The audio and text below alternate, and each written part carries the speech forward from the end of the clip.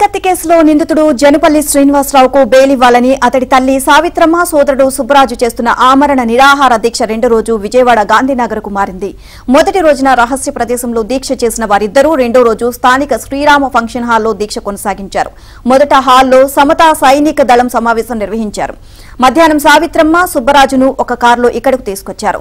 సభా వేదికే వారి దీక్షకు వేదికైంది. వారికి మైనార్టీ హక్కుల పరిరక్షణ సమితి పిసిసి కార్యనిర్వాహక అధ్యక్షురాలు Shunkara Padmasri, TDP polit bureau సభ్యుడు బోండా ఉమామహేశ్వరరావు, సిపిఐ రాష్ట్ర కార్యదర్శి కె రామకృష్ణ, జనసేన నేత పోతిన మహేష్ సంఘీభావాన్ని తెలియజేశారు.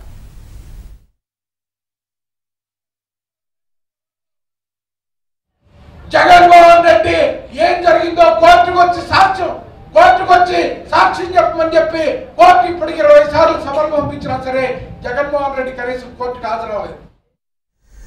జగనే కోర్టుకు వచ్చి సాక్ష్యం చెప్పాలని పలువురు వక్తలు డిమాండ్ చేశారు. జగన్ కు అంబేద్కర్ విగ్రహాన్ని ఆవిష్కరించే అర్హత లేదన్నారు.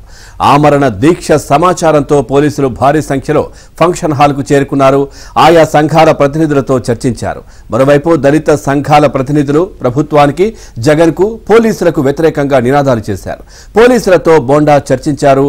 హాల్ నుంచి బయటకు వస్తే అరెస్టు చేస్తామని పోలీసులు ఆయనకు చెప్పారు. కాగా పోలీసుల ఆదేశాలతోనే ఫంక్షన్ హాల్ నిర్వాహకులు విద్యుత్ సరఫరాను నిలిపివేశారు.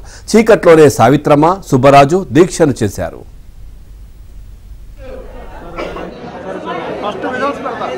పూర్తయిపోయింది కాబట్టి బయటకు వచ్చేవాడు.